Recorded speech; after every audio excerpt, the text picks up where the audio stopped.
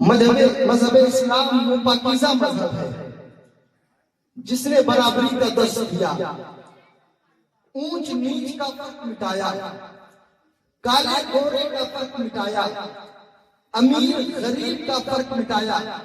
آپ دیکھیں کہ جب تک میرے آقا علیہ الصلوۃ والسلام ظاہری طور پر اس دنیا میں تشریف لے کر کے نہ آئے تھے، اس وقت تک لوگوں کا حال یہ تھا کہ لوگوں کے اندر اونچ نیچ کا فرق تھا، کالے گورے کا فرق تھا، امیر غریب کا فرق تھا، اپنے اور پرائے کا فرق تھا۔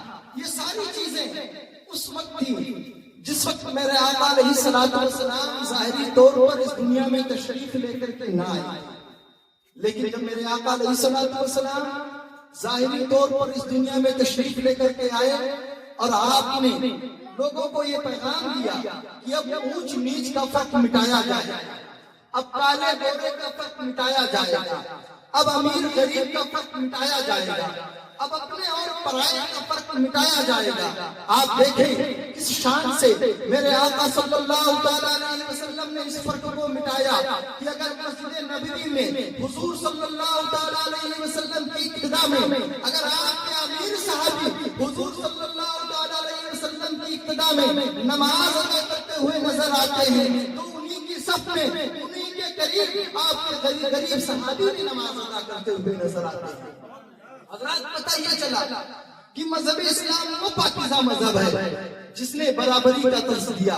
لیکن آپ دیکھیں اللہ کا قرآن کہتا ہے قُلْ هَلْ يَسْتَوِي الَّذِينَ يَعْلَمُونَ وَالَّذِينَ لَا يَعْلَمُونَ۔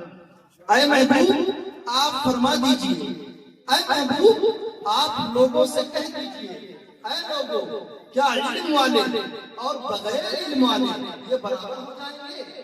مطلب کیا ہے؟ علم والا اور بغیر علم والا یہ کبھی برابر نہیں ہو سکتا۔ جہاں سارے فرق مٹا دیے مذہب اسلام نے وہیں پر یہ بھی فرمایا ہاں جس نے علم حاصل کیا ہے اللہ رب العزت نے اس بندے کو ہر مقام پر ہر موڑ پر عزت و کامرانی کی زندگی عطا فرمائے گا۔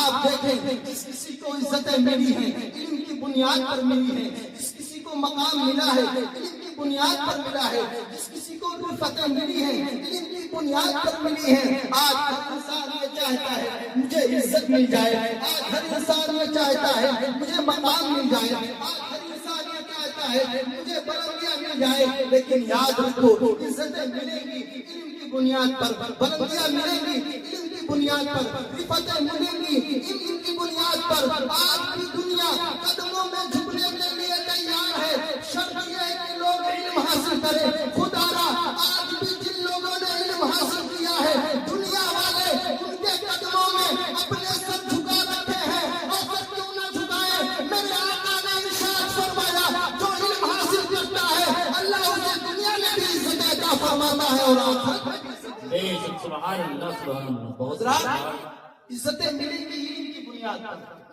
بلندیاں ملیں گی علم کی بنیاد پر۔ حضرات میں آپ کے بیچ میں ایک حدیث پیش کرتا ہوا چلوں۔ میرے آقا کریم صلی اللہ علیہ وسلم ارشاد فرماتے ہیں لوگوں تم جانتے ہو کہ انسان کا سب سے بہتر دوست کون ہے؟ تو صحابہ کرام عرض کرتے ہیں فداک ابی و امی یا رسول اللہ صلی اللہ علیہ وسلم، آپ بھی فرمائیں کہ انسان کا سب سے بہتر دوست کون ہے؟ حضرات یہ سوال میں آپ لوگوں سے کر لوں کہ انسان کا سب سے بہتر دوست کون ہے؟ تو یقیناً آپ حضرات کے جواب یہی ہوں گے۔ کچھ لوگوں کی حالت یہ ہے کہ اگر کوئی انہیں کٹی چائے پلا دے تو کہیں گے یہ میرا سب سے بہتر دوست ہے۔ کچھ لوگوں کی حالت یہ ہے اگر انہیں کوئی بریانی کھلا دے تو کہیں گے یہ میرا سب سے بہتر دوست ہے۔ کچھ لوگوں کی کیفیت یہ ہے اگر کوئی انہیں 2-4 ہزار روپیہ ادھار دے دے تو کہیں گے یہ میرے سب سے بہتر دوست ہے۔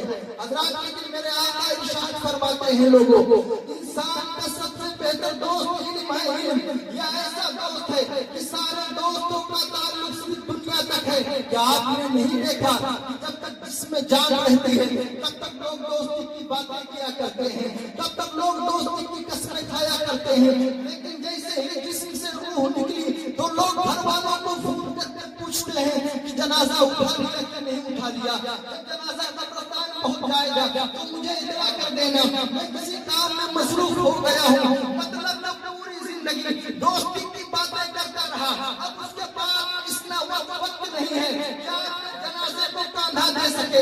یہ دنیا کے دوستوں کے حالات ہیں، مگر میرے آقا ارشاد فرماتے ہیں لوگوں، انسان کا سب سے بہتر دوست علم ہے۔ علم یہ ایسا دوست ہے کہ انسان کی دنیا میں بھی کام آتا ہے، قبر میں بھی کام آتا ہے، اور میدان محشر میں بھی کام آئے گا۔ اب فیصلہ ہمارے ہاتھوں میں ہے، ہمیں دوستی کرنا کس سے؟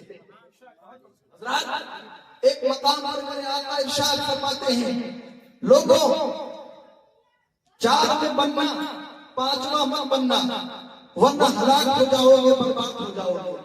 صحابہ کرام عرض کرتے ہیں یا رسول اللہ علیہ السلام، آقا کس کس میں بنے، کس کس میں نہ بنے؟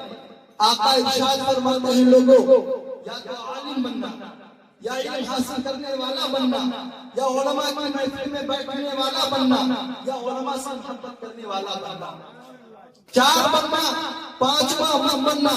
لیکن آج معاف کیجیے گا، آج ہمارے حالات یہ ہیں کہ نہ تو ہم عالم بن سکے، نہ علم حاصل کرنے والے بن سکے، نہ علماء کی محفل میں بیٹھنے والے بن سکے، نہ علماء سے محبت کرنے والے بن سکے، بلکہ آج 5واں بن گئے۔ آج ہوٹلوں کے اندر، آج دکانوں کے باہر، آج گلی گلیاروں میں بیٹھ کر کے، آج چوراہوں پر بیٹھ کر کے علماء کی برائیاں کی جاتی ہیں، علماء کے عیب تلاش کیے جاتے ہیں، علماء سے نفرت رکھنے والی باتیں کی جاتی ہیں۔ یاد رکھو، اگر کوئی انسان کسی عالم کے حوالے سے اپنے دل میں نفرت رکھے گا تو دیکھنا اللہ اس کی دنیا بھی تباہ کر دے گا، مولا اس کی آخرت بھی تباہ کر دے گا۔ حضرات ایک حکایت گزری ہے کہ ایک بندے کا انتقال ہوا، اور جب اس کو قبر میں رکھا گیا، یہ چیزیں آپ لوگوں نے بھی دیکھی ہوگی کہ جب کسی کا انتقال ہوتا ہے تو جب اس کو قبر میں رکھا جاتا ہے تو اس کا چہرہ کعبے کی طرف کر دیا جاتا ہے۔ اس مرنے والے کا چہرہ لوگ کعبے کی طرف کرتے، چہرہ کعبے سے پھر جاتا، پھر کعبے کی طرف کرتے، پھر چہرہ کعبے سے پھر جاتا، پھر چہرہ کعبے کی طرف کرتے۔ لوگ تھک گئے، چہرہ کعبے کی طرف کرتے کرتے آواز آئی، ارے اس کا چہرہ کعبے سے جدا رکھنے دو۔ یہ وہ ہے جس نے دنیا میں علماء سے اپنے چہرے کو پھیر رکھا تھا، آج مرنے کے بعد رب نے اس کے چہرے سے کعبے کو پھیر رکھا ہے۔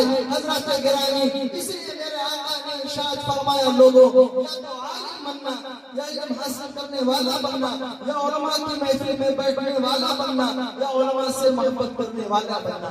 حضرات علماء کرام کی شان کیا ہے؟ آئیے قرآن و حدیث کی روشنی میں کچھ باتیں آپ کے سامنے پیش کرتا ہوا چلوں۔ اللہ تبارک و تعالیٰ قرآن پاک میں ارشاد فرماتا ہے العلماء ورثۃ الانبیاء۔ اللہ تبارک و تعالیٰ قرآن پاک میں ارشاد فرماتا ہے قل هل يستوي الذين يعلمون والذين لا يعلمون، کہ علم والے اور بغیر علم والے یہ کبھی برابر نہیں ہو سکتے۔ اور میرے آقا صلی اللہ تعالیٰ علیہ وسلم حدیث پاک میں ارشاد فرماتے ہیں العلماء ورثۃ الانبیاء، کہ علماء کرام انبیاء کرام کے وارث ہیں۔ کہیں میرے آقا نے ارشاد فرمایا علماء ملت کا انبیاء بنی اسرائیل، کہ میری امت کے علماء بنی اسرائیل کے نبیوں کی طرح ہیں۔ کہیں میرے آقا نے ارشاد فرمایا من زار عالما فکانما زارنی، جس نے کسی عالم کو دیکھا گویا اس نے مجھے دیکھا۔ کہیں میرے آقا نے ارشاد فرمایا من صفح عالما فکانما صفانی، جس نے کسی عالم سے مصافحہ کیا گویا اس نے مجھ سے مصافحہ کیا۔ کہیں میرے آقا نے ارشاد فرمایا ومن جالس عالما فکانما جالسنی، جس نے کسی عالم کی مجلس میں بیٹھا گویا اس نے میری مجلس میں بیٹھا۔ آگے میرے آقا نے ارشاد فرمایا ومن جالسنی اجلسہ اللہ یوم القیامت فی الجنہ، اور جو میری مجلس میں بیٹھے گا اللہ رب العزت اسے جنت میں بیٹھائے گا۔ میرے آقا کہیں میرے آقا نے ارشاد فرمایا تدارس العلم ساعۃ من اللیل خیر من احیائها، رات کی ایک گھڑی میں علم دین حاصل کرنا پوری رات عبادت کرنے سے بہتر ہے۔ کہیں میرے آقا نے ارشاد فرمایا فقیہ واحد اشد ولا